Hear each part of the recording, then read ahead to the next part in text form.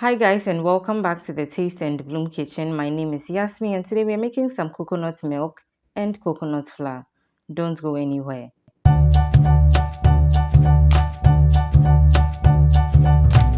So all you need is your coconut. Okay, I've chopped them up into small pieces to help my blender out, and then that goes in there and I top it up with enough water and go ahead and blend till smooth.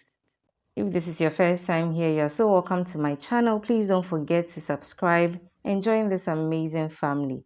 And if you're a returning subscriber, thank you so much for always coming back to watch my videos. Once we have the blended mixture, we are going to pass it through a sieve or a strain, okay? I'm using the very fine one because I'm going to just sieve it once. So like I mentioned in the beginning, this is a 2-in-1 video. We are making some coconut milk and coconut flour.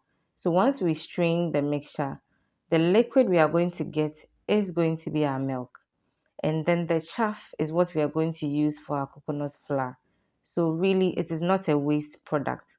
Whatever it is that you get remaining in your strain or your sieve is what you're going to use for your flour. I am quite sure a lot of you have some questions about how to use coconut flour. Do stick with me. In my next video, I'll give you a recipe where you can use this coconut flour.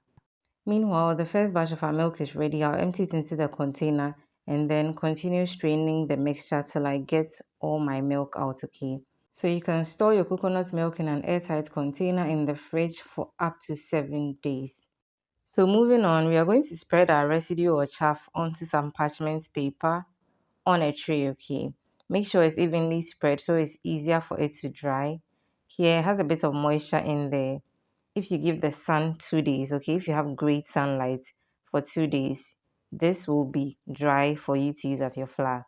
If you're going to use your oven and dehydrator, that's fine. Do that at 50 degrees Celsius. For the dehydrator, it will take about 4 hours. And for your oven, it will take about 8 hours. So really, the choice is yours.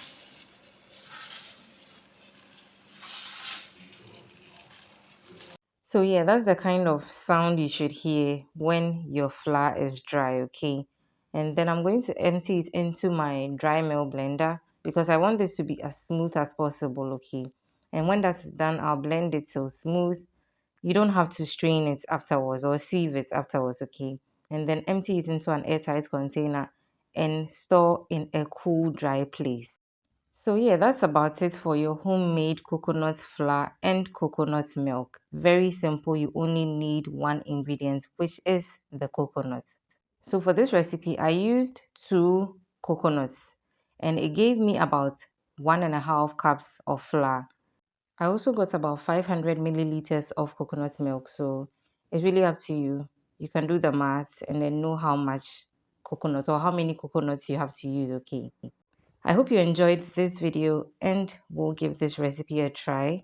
And if you did enjoy it, please don't forget to give me a thumbs up, leave your comments down below, share this video, and always remember to keep blooming.